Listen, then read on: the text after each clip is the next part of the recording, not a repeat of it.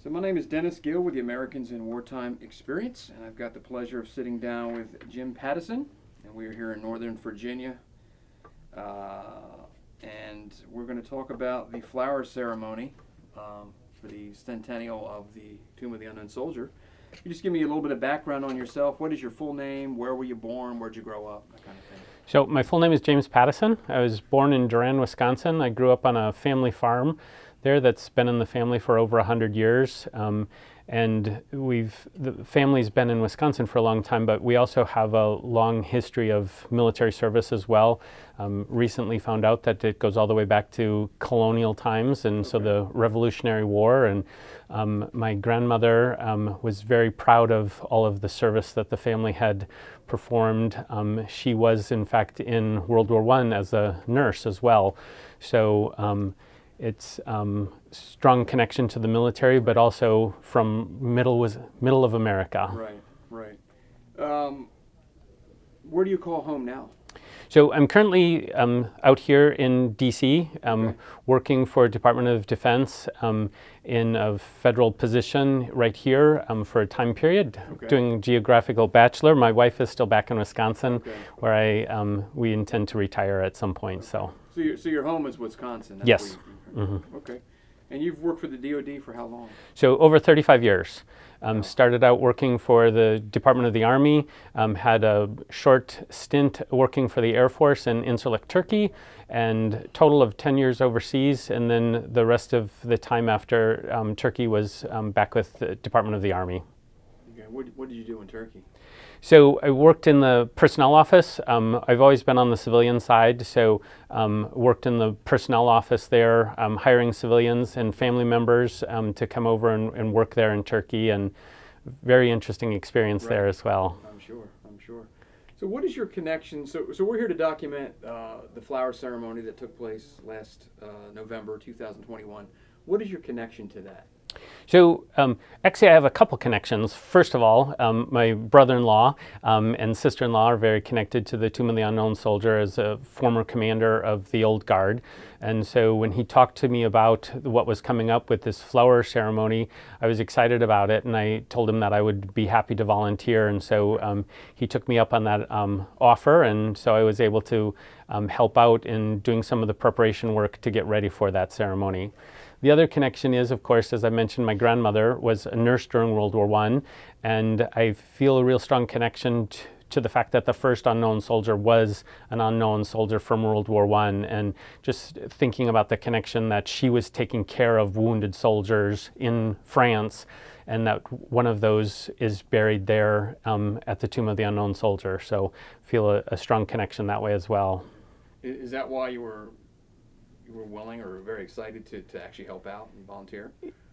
That's part of the connection, definitely, but also just the whole the Tomb of the Unknown Soldier and what it represents for America, I think is really very fascinating, very powerful. And also the fact that it would be something where it's not limited to just the guards of the old guard that would be there, that this would be opened up to all citizens to step forward and not just be observers of it, but to be participants in honoring the soldiers and service members who are represented by the soldiers who are buried there at the Tomb of the Unknown Soldier. Why is the tomb important?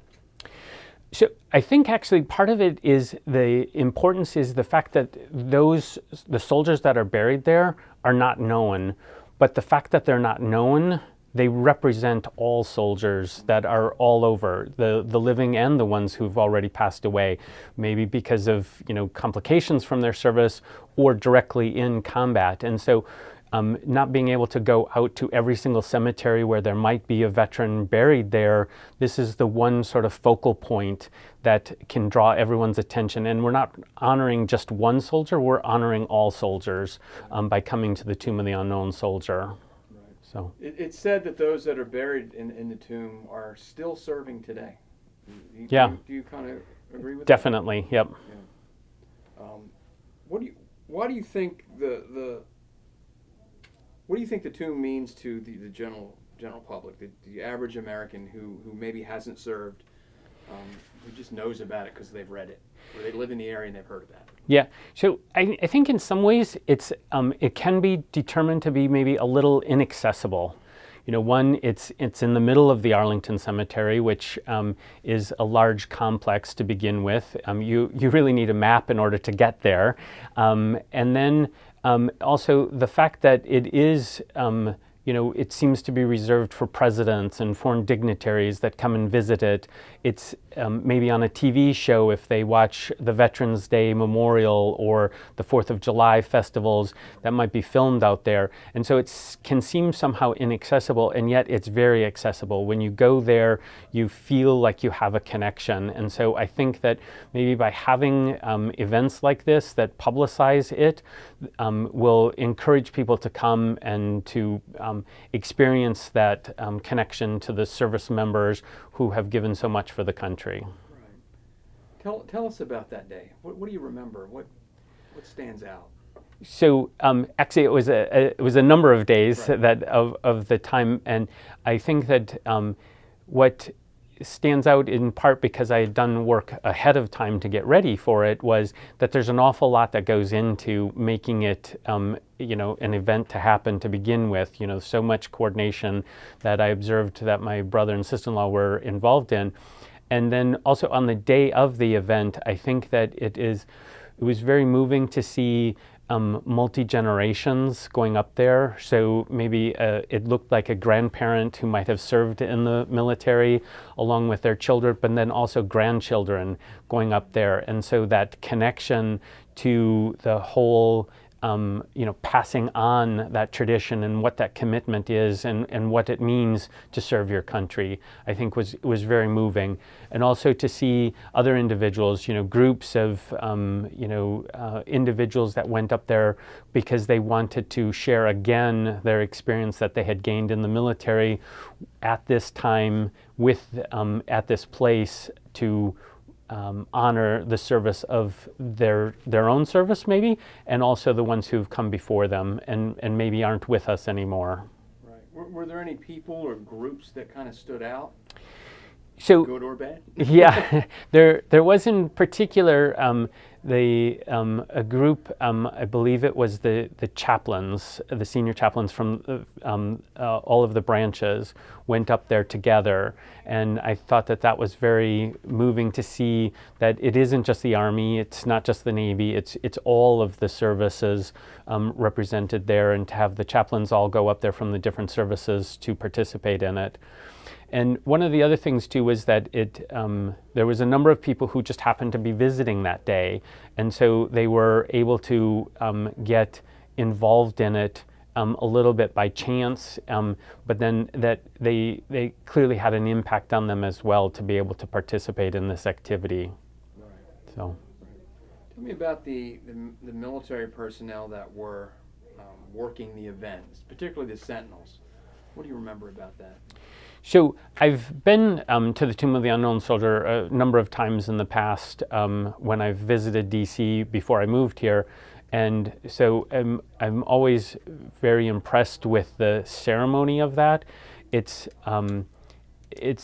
much more solemn. You know, other nations have changing of the guard ceremonies for various things. You know, two of them that I can think of, like at Buckingham Palace or at the Vatican. And those, although there's a certain ceremony that goes along with that, I don't think that it's nearly as solemn as what we have here in America at the Tomb of the Unknown Soldier. The precision with which they perform their function and the solemnity that they do that is very moving. To watch how dedicated they are to the Tomb of the Unknown Soldier. You know, there's all kinds of videos online of people that are not behaving like they should be at the tomb. But I'm told on those 2 days that it was different, that everybody was there, for lack of a better way to put it, their best behavior. There was no incidents of anybody doing something they shouldn't have. Yeah. No, I wasn't. I didn't observe anything like that either. I think that you know, very much there to participate in it, but also then that there were a number of folks who stayed to observe others participating in it as well.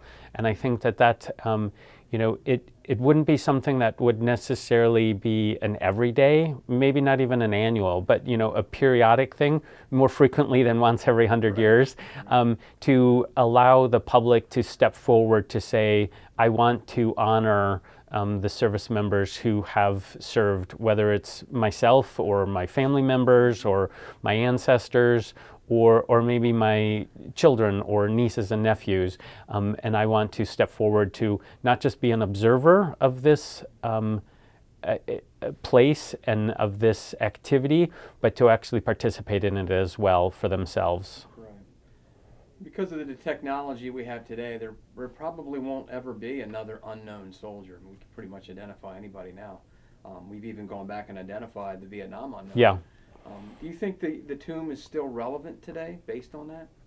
I think that it is, and I think that although I would certainly, as a family member myself, if I had lost a relative and they were able to be identified, I would want them to be identified. But I think that perhaps the technology isn't sufficient to be able to have us identify all of them. I think that it is still important to have that unknown soldier that is the representative of all service members to be there, to be the focal point for that from across the nation and outside of the nation as well. We have military cemeteries that are not located even in the United States, and so the people are not able to to go and travel to those locations, but they maybe can come to the Tomb of the Unknown Soldier in Washington, D.C. What do you think people should take away from those 2 days? Both people that were there and somebody that only reads about it in the newspaper or watches a video, that wasn't actually there. What should they take away from that? So I think that in some ways it's possible that folks might not have a connection to that. One, maybe they didn't serve, and so what is my connection to this? Or they don't have family members that have served, or even if they were in the military, that they weren't a part of the old guard, they weren't a part of the ceremony there. And so I think that what it says is that really it's our nation's Tomb of the Unknown Soldier. It's not just a military thing. It's for the whole nation to be able to participate in that. And that's, I think, what it is as well, to talk about the fact that we as just citizens were able to step forward and to demonstrate our honor to those as well, as opposed to coming to the event and watching changing of the guard at the Tomb of the Unknown Soldier. As an observer, we were able to participate in it as well. And so the fact of observing is a type of participation, but when you go through the ceremony of actually laying the flower along with so many other people who have done that before you, it's really representational of the fact that others have served before you, and you may be called upon to serve as well in your own way. Right. Do you think the flower ceremony served that purpose? I certainly hope that it does, or that it did, and perhaps that if it's done again, that it can reinforce that concept of that it is ours. We respect it very solemnly most of the time through it being a restricted area, and that only the old guard is there guarding them. But occasionally civilians from across the nation are able to step forward and to lay their flower there to represent their honoring of the soldiers that are buried there, but of all soldiers all over that have defended our country. It's not really a secret that this country at times has not honored those that have served, especially in combat, in situations where they didn't ask to be there. They just following orders. Do you think now that the country as a whole, society as a whole, does a better job of honoring those that served? I think so. Appreciating them? I think so. you hear stories of soldiers going to an airport in their uniform and being, offered refreshments or being clapped and applauded, being offered to go first onto the airplane or something like that. So I believe that there's a real sense that there's a great deal more respect for the military service members. I think that it can perhaps be a challenge from the standpoint of that it is an all-volunteer service and that not everybody volunteers for it. It's a small percentage of the population, and it tends to be those who have some sort of connection in the past, some family member that recommended it to them, that said, hey, this might be a good choice for you too, to serve your country and to build, a better character for yourself. And so I think that, in recent times, generally the population has a great deal of respect for military service members. Right. One of the reasons that we're doing this is to document the experiences of people that were there, because a small percentage of people were actually able to participate in this for many reasons. Somebody might watch this interview, watch all of these interviews that we're doing in 50 years or 100 years. You and I are going to be long gone. What message would you like to convey to those people that might watch this? So I think that it's significant that it's at 100 years, which in some countries and in the span of time really is a blink of an eye. But yet it is a unit of measure of 100 years. And still at 100 years, we're coming forward to honor the service of the members who were buried there as unknown soldiers, and that they represent all other service members. It's unfortunate that we aren't able to have service members from other battles, earlier ones, like the Revolutionary War, but they are there, the ones that are there, and they serve as a symbol to all service members that are buried all over the country and are still serving today. Yeah. Is there anything that we haven't talked about that you wanted to mention? I do think that maybe I'll just go back to my grandmother's service. Actually, I never met my grandmother. She passed away before I died, but she sounded like she was quite the character, and that was a real defining event for her in her lifetime, to be a nurse during World War I, and she had so many memories of it, and it shaped her life for the rest of her life. And so for me to be there that day, knowing that she was a nurse during World War I and may have cared for many unknown soldiers who came in without their dog tags and were unidentified and did not survive, so that I was there continuing that legacy of caring for the service members. I think that was something that really hit me. Did you have a sense that maybe you were representing your family while you're there? Definitely had a sense of that. Very strongly. And I hope that that's something that we can take away. You might not necessarily know all of the stories of your family members that served in the past. They may be lost in the fog of family reunions.